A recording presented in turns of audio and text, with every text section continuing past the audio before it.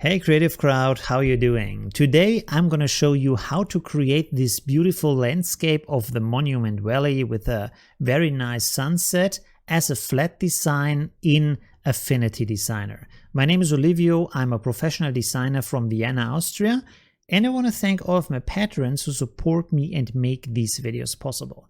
Thank you very much for that, and let's get started. And like last time, I will start by showing you some basic tricks on how to create this, and afterwards we're going to go into a time lapse. If you want to see the full-length video, you can unlock that as one of my patrons over on Patreon. Thank you very much, and let's get started.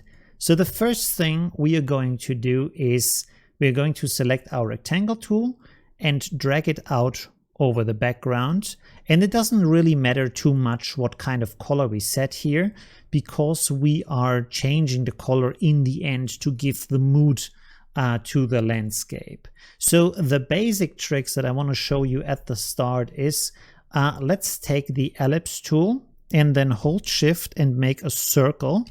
Let's color this in orange, in a nice bright orange like this.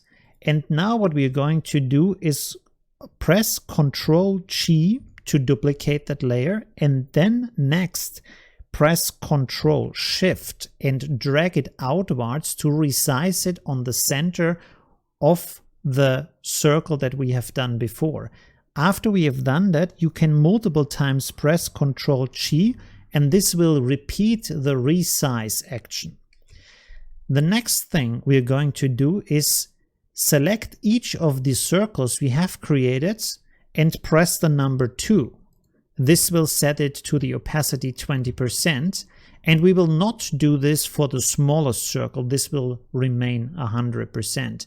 Now we can select all of these layers, Ctrl-G to group them, and you can see we have this beautiful sun with this aura around it that gives us a nice shine. And another trick that I want to show you is when we have the sun, and let's just draw a simple shape here real quick. So like this, for example. Let's close this shape. This is really not a final shape, it's just to show you the technique. Let's make this a dark fill color, dark brown, like that. And now if you want to create a shining light or a shadow, what you could do is you create a normal rectangle like that, and then right click and convert to curves.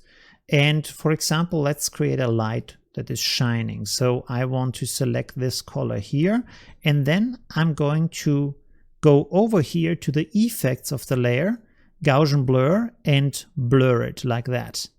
And now with my node tool up here, with the node tool, I can just stretch this out wherever I want to create a nice light effect.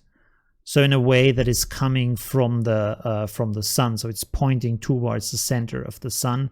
And of course, you can also then reduce the opacity to create a kind of a light shine here. Maybe we should change the color a little bit.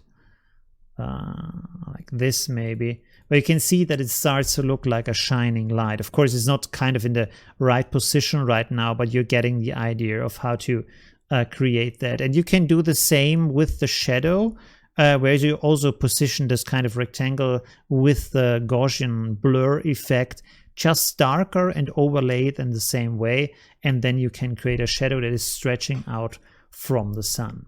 Okay, so now let's go into creating the actual landscape.